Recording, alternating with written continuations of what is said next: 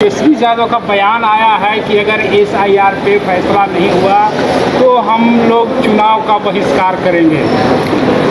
नहीं, आज हम ये बयान सुन रहे थे और तेजस्वी जी, उनके परिवार, अब तेजस्वी जी कोई छोटे आदमी तो है नहीं, उनके पिताजी मुख्यमंत्री रहे, उनकी माँ मुख्यमंत्री रही हैं, वो खुद उप मुख्यमंत्री रहे हैं। तो उनके बयान से दो ही तर्क निकलता है। पहला तर्क ये है कि या तो वो समझ गए हैं कि अगला चुनाव उनके हाथ से निकल गया है तो पहले ही मैदान छोड़ दो, और या तो कोई बड़ा राजनीति करना चाह रहे हैं। लेकिन जहाँ तक मेरा समझ है, हमको लगता है कि उनको समझ में आ गया है कि बिहार में जो सरकार है नीतीश कुमार और बीजेपी की, ये बहुत आगे है। तो इसलिए रोज का रोना गाना, मतदाता सूची से नाम निकाल देना, ये सब, तो ये राष्ट्रीय जनता दल और उनके सहयोगियों का बिहार में बड़े हार का इशारा दे रहा है। कह रहे हैं कि जो सरकार डाटा पेश कर रही है वो सरासर झूठ है। अब ऐसा है कि बड़ा मुझे चिंता भी कई बार होता है बिहार के राजनेताओं पर, और कभी कभी तो लगभग 60 लाख ऐसे मतदाता, कुछ कम और ज़्यादा हो सकता है, जो अदृश्य हैं, जिनका अता पता नहीं है। तो क्या आज तक जो बिहार में थोड़ा बहुत भी जो सीटें ये लोग जीतते रहे हैं, क्या ये अदृश्य मतदाताओं के आधार पर जीतते रहे हैं या सचमुच के मतदान पर? तो ये बड़ी चिंता है। तो मेरा ऐसा उनसे अनुरोध है कि आखिर में ये अदृश्य मतदाता जो हैं, धरती पर होंगे, आसमान में होंगे, स्वर्ग में होंगे, तो एक बार खोज करके उसको मतदाता सूची में डलवा दे तो बिहार का बड़ा फायदा होगा, उनको भी राजनीतिक फायदा होगा। लेकिन ये अदृश्य मतदाता कौन है जिनके लिए वो बहुत चिंतित हैं? SIR का विरोध विपक्ष की अपनी मजबूरी है, क्योंकि फर्जीवाड़ा का खुलासा हुआ है और ऐसे ही जाली लोगों का नाम मतदाता सूची से काटा गया है। चुनाव आयोग की इस पहल का सबों ने स्वागत किया, लेकिन विपक्ष, खासकर राजद और कांग्रेस, इसके विरोध में है, क्योंकि राजद और कांग्रेस फर्जी वोटरों के वैसाखी पर अपनी चुनावी नैया पार करना चाहती है और चुनाव आयोग के इस कदम से उन्हें अपनी धरती खिसकती दिखने लगी है। इसीलिए काले कारनामों को ढकने के लिए काले कपड़े पहनकर नौटंकी कर रहे हैं। रही बात जदयू के सांसद गिरिलाल यादव और विधायक संजीव कुमार की, तो लगता है वे गलतफहमी के शिकार हो गए हैं। जदयू के नेता उन्हें स्थिति से अवगत कराएंगे, यह उनका आंतरिक मामला है। एनडीए में चट्टानी एकता है और यही एकता विधानसभा के चुनाव में प्रचंड बहुमत दिलाएगी। कि बिहार की सरकार अब नौकरी देने वाली सरकार नहीं है, लाठी मारने वाली सरकार है। इसीलिए हम लोग कह रहे हैं कि नौकरी चाहिए, रोजगार चाहिए, लाठी नहीं। और जो लाठी मारने वाली सरकार है, जिनको सत्ता का अहंकार है, जल्दी ही उनके कुर्सी से उतरने का इंतजाम किया जाएगा। तेजस्वी यादव ने चुनाव का बहिष्कार कहा है कि अगर SIR पर फैसला नहीं लिया गया तो चुनाव का बहिष्कार करेंगे। SIR पे फैसला लेना पड़ेगा, कैसे नहीं फैसला लिया जाएगा? ये वोटरों की जांच नहीं है, ये लोकतंत्र पर आंच है, और लोकतंत्र पर हम किसी भी प्रकार का आंच नहीं आने देंगे। विधानसभा में जो बहस के दौरान SIR पर चर्चा हुआ, जिससे तेजस्वी यादव कह रहे हैं कि सत्ता पक्ष के लोग सरासर झूठ बोल रहे हैं। आप ये बताइए ना, जिस तरह से चुनाव आयोग आंकड़ा दे रही है, वह आंकड़े को अगर जमीन पे जा कर के उसको जांच किया जाए तो उससे तो यही पता चलता है कि लिपापोती की जा रही है। बिल्कुल जो है बेढंगे तरीके से इस पूरे के पूरे जो है कार्यक्रम को चलाया जा रहा है। लोकतंत्र में सबसे बुनियादी चीज़ मतदाता होते हैं। मतदाताओं को वोट देने का अधिकार ही अगर छीन लिया जाएगा तो लोकतंत्र कैसे बचेगा? तेजस्वी जी और उनकी पार्टी विधानसभा के सत्र को क्यों बाधित कर रही है और किस बात पे हल्ला हंगामा कर रही है, मेरे समझ के बाहर है। तेजस्वी जी और राजद ये बताए कि क्या 17-18 लाख लोग जो अब इस दुनिया में नहीं रहे, क्या उनका वोटर कार्ड चालू रहना चाहिए या इलेक्शन कमीशन को उनको बंद करना चाहिए? 7 लाख लोग ऐसे पाए गए हैं जो एक से अधिक जगह, यानी 2 अलग अलग विधानसभाओं में जाकर वोट देने का काम करते हैं। 2 जगह से वोटर कार्ड बना रखा है, जो कि सरासर गलत है। उनका वोटर कार्ड निरस्त नहीं होना चाहिए क्या? तेजस्वी जी आखिर किसके वोटिंग अधिकार को बचाने की बात कर रहे हैं? मित्रों, तेजस्वी जी की असली आपत्ति इस बात पे है, वो हंगामा इसलिए खड़ा कर रहे हैं क्योंकि 25-26 जुलाई तक तो सिर्फ इलेक्शन कमीशन वोटर्स का वेरिफिकेशन कर रही थी, यानी जानना चाह रही थी कि जो लोग इस दुनिया में नहीं है उनका वोट हट जाए, जो लोग छोड़ के चले गए प्रदेश, उनका वोट हट जाए। कुछ ऐसे लोग थे जो एक से अधिक जगह से वोट देते थे, उनका वोट हट जाए। इसी काम में लगी थी। असली खेल तो अब शुरू होगा। 1 अगस्त से नए वोटर बनाने की प्रक्रिया शुरू होगी। और मैं अभी आपको साझा करता हूं ये बात कि तेजस्वी जी इसी की तैयारी में लगे हैं। हम सब देखेंगे और आपके सामने आएगा कि सर्वाधिक नए वोट के एप्लीकेशन कहां लग रहे हैं, बिहार के किन प्रांतों में लग रहे हैं, किन लोगों के लग रहे हैं। दूध का दूध पानी का पानी हो जाएगा। सबके सामने आ जाएगा कि घुसपैठियों का संरक्षण करने के लिए तेजस्वी जी ये सारा ड्रामा और हंगामा कर रहे हैं। तेजस्वी जी, जनता को झूठ बोलना बंद करिए, गरीब जनता को भ्रमित करना बंद करिए, मासूम जनता में भय फैलाना बंद करिए। विपक्ष का ये ड्रामा, कभी रिजर्वेशन खतरे में पड़ जाता है 24 के चुनाव से पहले, कभी संविधान खतरे में पड़ जाता है 24 के चुनाव में, जैसे हमने देखा, और अब घुसपैठियों को बिहार लाकर वोटर बनाकर अपने वोट बैंक की राजनीतिक रोटी सेकने का जो आपका लक्ष्य है, ये कभी भारतीय जनता पार्टी पूरा नहीं होने देगी। तेजस्वी जी, बिहार को हम बंगाल नहीं बनने देंगे, ये बात आप निश्चित मान के रहो।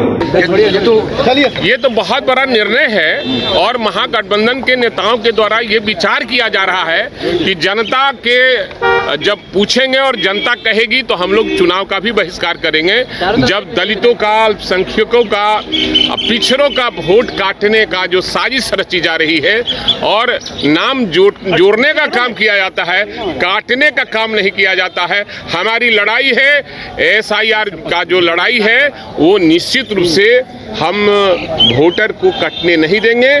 जो है उसका नाम होना चाहिए और जात के नाम पर, धर्म के नाम पर किसी का वोट काटा जाता है तो निश्चित रूप से इसका विरोध हम करते रहेंगे। कौन माफी मांगेगा?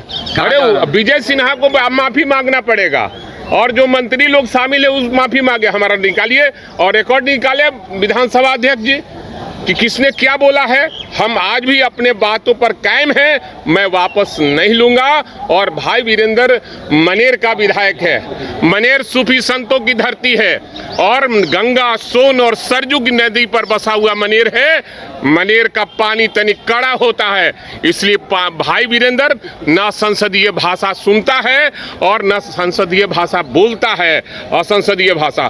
और जो बोलेगा उसका कड़ा जवाब भाई वीरेंद्र हमेशा देने को तैयार है। कल जब आप बोल रहे थे, कई मंत्री थे वो भी खड़ा होकर आप पर बोल रहे थे भाई वीरेंद्र जी। मैं यही कह रहा हूँ ना कि उन्होंने असंसदीय भाषा का प्रयोग किया। जिसकी जैसी संस्कार रहेगी मंत्री बन जाने से होगा। सब लूटपाट कर रहा है देश, बिहार की जनता के गाढ़ी कमाई को। ये सब लुटेरा है सब, और लुटेरे लोग के सामने भाई वीरेंद्र झुकेगा ये कतई नहीं हो सकता है। भाई वीरेंद्र मनेर का विधायक है, मनेर विधानसभा का, जो सूफी संतों की धरती है। मनेर गंगा, सोन और सरजुग नदी पर बसा हुआ है। भाई वीरेंद्र का पानी तनिक कड़ा है, कड़ाई से मैं पेश आता हूँ और गलत को गलत कहता हूँ, सही को सही ठहराता हूँ। एक तरफ जो है सिन्हा जी को यही सम्राट चौधरी जी कहते थे, सिन्हा जी ज़्यादा व्याकुल नहीं होना है, तो सिन्हा जी कहते हैं आपस लीजिए। आपस लेते कि नहीं लेते हैं? आपस लीजिए। एक तरफ बेहतरीन सेवा है तो दूसरी तरफ देख लीजिए आप, बेबस सेवा है। नई सोच, नया बिहार, अब की बार तेजस्वी सरकार।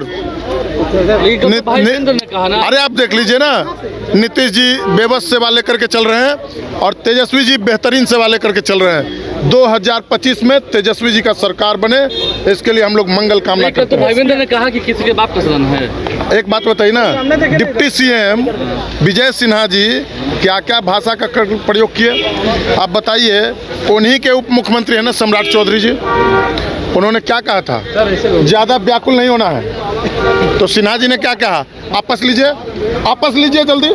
आपस लेते कि नहीं लेते? जिन लोगों को परेशानी है, बुत से जिन निकलने वाले लोग थे, वो लोग घबराहट में हैं। चुनाव आयोग पूरी तरह से संवैधानिक संस्था है। संविधान के नियम के तहत, प्रावधान के तहत वो एक्शन ले रही है संविधान विरोधी लोग उसका विरोध कर रहे हैं। तेजस्वी यादव कह रहे हैं इसको लेके आप सड़क पर उतरेंगे और अरे तेजस्वी यादव जी सदन में क्या बोलते हैं? जो जमीन से जुड़ के आता है वो हल्का आदमी कहलाता है। अरे तेजस्वी यादव जी आपके माता पिता पूर्व मुख्यमंत्री हैं, उसको हटा दे तो आपकी पहचान क्या है, आपकी उपलब्धि क्या है? माता पिता के नाम हटा दे तो आप राघोपुर से चुनाव नहीं जीत पाइएगा। अनुकंपा की राजनीति कर रहे हैं आप, लेकिन विधानसभा के अंदर जो जमीन पर बिना अनुकंपा की राजनीति, बिना माता पिता के पहचान के अपनी मेहनत से राजनीति कर रहा है, उस पर उंगली उठाने का प्रयास न करें। और इस तरह के वातावरण बनाने वाले लोग निश्चित तौर पर लोकतंत्र के विरोधी है। ये परिवार तंत्र के जमींदारी को बढ़ाने के लिए सिर्फ राजनीति कर रहे हैं। आज विधानसभा अध्यक्ष जी का हमने तो निर्देश पालन किया, लेकिन आप अपशब्द बटे बोलेंगे, सदन के अंदर गुंडे का राज स्थापित करेंगे। हमने उठ के कहा कि गुंडे के राज स्थापित नहीं करें, होने देंगे। ये राजद के पाठशाला में पढ़ने वाला गुंडा की प्रवृत्ति और मानसिकता कतई नहीं करने देंगे जब तक भाजपा ये बहुत गलत है। इसकी मैं कड़ी निंदा करती हूँ, चाहे विपक्ष हो या पक्ष हो। असंसदीय भाषा कहीं से भी शोभा नहीं देती है, वो नहीं करना चाहिए। मैं सभी को आग्रह करती हूँ कि ऐसी भाषा नहीं लाएं। जनता के बीच में आप जब जाते हैं तो आप कैसे क्या मुँह लेके जाएंगे अगर ऐसी बातें बोलते हैं तो? हम लोग चुनाव का ही बहिष्कार कर देंगे। देखिए एक बात समझिए, अभी संविधान कौन बनाता है? संसद। संविधान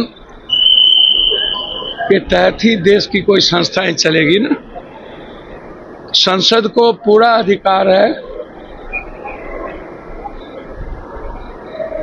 हर संवैधानिक संस्थाओं के गलत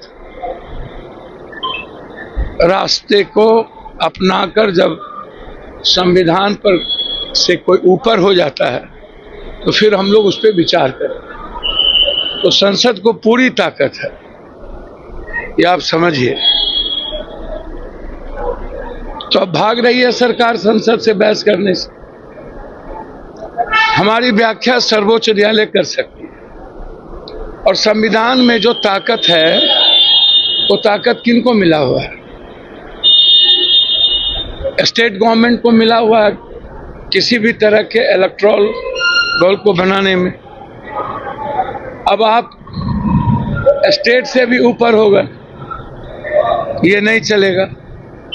हमारे पास यदि हमारी ताकत को, आवाज को संसद में दबाई जाएगी तो हम लोग आर पार की लड़ाई लड़ेंगे। और यदि हम जनता से नहीं जीतेंगे तो हमारे पास सर्वोच्च न्यायालय है। जब सारे रास्ते बंद हो जाएंगे तो सबसे पहले हम लोगों को लोकसभा, विधानसभा सभी पदों से रिजाइन करने की जरूरत है। हम स्वतंत्र कर दें कि सरकार अकेले चले, जहां भी विपक्ष है वो सदन से इस्तीफा दे, रिजाइन कर। तो पूरी दुनिया इस बात को देखेगी कि किस तरीके से संविधान के लिए आज आरएसएस का जो एजेंडा है बीजेपी और चुनाव आयोग जो बीजेपी का प्रवक्ता बना हुआ है, कैसे देश और संविधान और लोकतांत्रिक मूल्यों के लिए खतरा हो गया है। तो पहले तो हम लोग लड़ेंगे, मरने का जज्बा है, जीतने का भी जज्बा है। हम लोग हारे नहीं है ना हारेंगे। लेकिन जब सर्वोच्च न्यायालय भी कोई न्याय नहीं कर पाएगा तब फिर हमारे पास जनता के अलावा कोई रास्ता नहीं है।